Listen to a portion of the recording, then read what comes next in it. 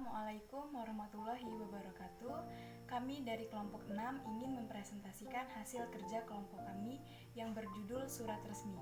Sebelumnya kami akan memperkenalkan diri. Nama saya Ayusita Permata. Nama saya Hidayah Rahmadanti. Nama saya Galung Stikaning Tias. Nama saya Fitra Dia Cahya Setiawan. Nama saya Bella Sofitri. Yang pertama, kami akan membahas bagian-bagian dalam surat resmi. Yang kedua, penggunaan bahasa dalam surat resmi. Bagian-bagian dalam surat resmi yaitu 1. Kepala surat atau kop surat, 2. Tempat dan tanggal surat, 3. Nomor surat, 4. Lampiran, 5. Hal, 6. Alamat dalam, 7. Salam pembuka, 8. Isi surat, 9. Salam penutup, 10. Nama jelas pengirim dan tanda tangan, 11. Tembusan, 12. Inisial. 1. Kepala surat atau kop surat. Kepala surat atau yang bisa juga disebut dengan kop surat merupakan bagian teratas dalam sebuah surat. Fungsi penyertaan kepala surat tersebut tidak terlepas dari pemberian informasi mengenai nama, alamat, kegiatan dari lembaga tersebut, serta juga bisa menjadi alat promosi. Bagian surat yang pertama ini berisi 1. Logo atau lambang dari sebuah instansi, lembaga, perusahaan atau organisasi. 2. Nama instansi, lembaga, perusahaan, atau organisasi tersebut. 3. Alamat instansi, lembaga, perusahaan, atau organisasi tersebut. 4. Nomor telepon, kode pos, alamat email, atau alamat web. Biasanya, setelah penulisan kepala surat atau kop surat, terdapat sebuah garis horizontal pemisah yang memisahkan antara kepala surat dengan bagian-bagian surat yang lain seperti tempat dan tanggal pembuatan. 2. Tempat dan tanggal surat. Pencantuman tempat dan tanggal surat tersendiri ditujukan untuk memberikan informasi mengenai tempat dan tanggal penulisan surat tersebut. Untuk tempat, biasanya tidak dicantumkan kembali jika tempat sudah ditulis di kepala surat yang berupa alamat instansi. Tapi, bagi surat bukan resmi yang tidak memiliki kepala surat, wajib menuliskan tempat di bagian surat kedua ini. Contoh, Jakarta, 3 Januari 2014. Cirebon, 18 Mei 1990. 3. Nomor surat. Sebuah surat resmi yang mewakili sebuah lembaga, instansi, perusahaan, atau organisasi biasanya menggunakan penomoran terhadap surat yang dikeluarkan atau yang diterima.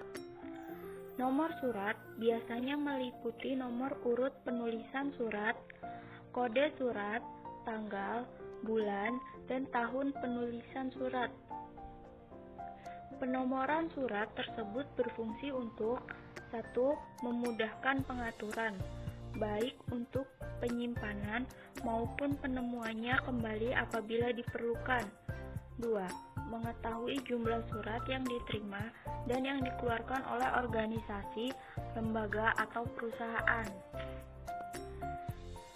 3. Memudahkan pengklasifikasian surat berdasarkan isinya. 4. Menunjukkan secara akurat sumber dalam hubungan surat menyurat. Contoh, nomor _2 023 PMR 05 12 2013. Nomor _2 042 PRMK 28 08 2013. 4. Lampiran. Bagian lampiran merupakan bagian penjelas yang menginformasikan bahwa ada sejumlah berkas atau dokumen yang disertakan dalam surat tersebut. Jika tidak terdapat berkas atau dokumen yang dilampirkan, maka bagian lampiran bisa ditiadakan. 5. Hal. Pada bagian surat kelima ini berisi hal atau perihal. Hal berfungsi memberikan petunjuk bagi pembaca mengenai pokok isi surat tersebut. 6. Alamat dalam. Terdapat dua alamat yang dituliskan dalam surat, yaitu alamat luar dan alamat dalam. Alamat luar itu ditulis di dalam sampul surat, sedangkan alamat dalam ditulis di dalam surat. Alamat yang dimaksud dalam bagian ini merupakan alamat dalam. Ada beberapa hal yang harus diperhatikan dalam menulis alamat dalam. Hal-hal tersebut adalah sebagai berikut. 1. Kata kepada. Pada alamat dalam sebenarnya tidak harus ada kata kepada, karena dirasa berlebihan. 2. Menggunakan kata yang terhormat, itu bisa disingkat menjadi YTH. 3. Menggunakan kata bapak, ibu, atau saudara, jika yang dituju adalah seseorang, bukan nama instansi. Kata bapak, ibu, atau saudara selalu ditulis dengan huruf kapital di awal kata dan diikuti oleh nama orang. 4. Di setiap baris pada bagian alamat dalam tidak diakhiri oleh tanda titik. 5. Menuliskan alamat orang atau lembaga yang dituju. Itu lebih bagus. Seperti contoh di bawah. Yang terhormat Bapak Sugiono, Kepala Sekolah SMA Karangtengah 01 Jalan Mawar, Losari, Lor, Brebes, 52255. 7. Salam pembuka. Bagian surat yang ketujuh adalah salam pembuka, yang berfungsi sebagai sapaan dalam surat. Salam pembuka ditulis dengan huruf kapital, diawali dan diakhiri oleh tanda koma. Contoh, dengan hormat, salam pramuka, Assalamualaikum warahmatullahi wabarakatuh. 8. Isi surat. 1. Pembuka. Pembuka merupakan alinea pertama yang berfungsi sebagai pengantar atau pendahulu terhadap informasi yang disampaikan di alinea isi. 2. Isi. Alinea isi berisi informasi yang akan disampaikan. 3. Penutup. Sedangkan alinea penutup ini berisi ucapan terima kasih atau harapan dan penulis surat kepada pembaca surat. 9. Salam penutup. Salam penutup merupakan penutup surat yang biasanya menggunakan kata hormat saya, hormat kami, wassalam. Penulisan salam penutup tersebut seperti salam pembuka, diawali oleh huruf kapital dan diakhiri oleh tanda koma. 10. Nama jelas pengirim dan tanda tangan. Setelah salam penutup, terhadap nama jelas pengirim surat beserta tanda tangannya. 11. Tembusan. Tembusan merupakan bagian surat yang menunjukkan pihak atau orang lain yang juga berhak mendapatkan surat tersebut.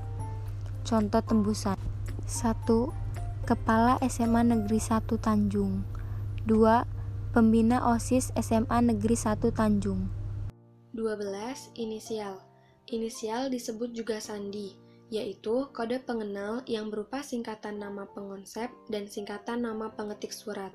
Inisial atau sandi berguna untuk mengetahui siapa pengonsep dan pengetik surat, sehingga jika terjadi kesalahan dalam surat tersebut, pengonsep dan pengetik surat dapat dihubungi dengan mudah.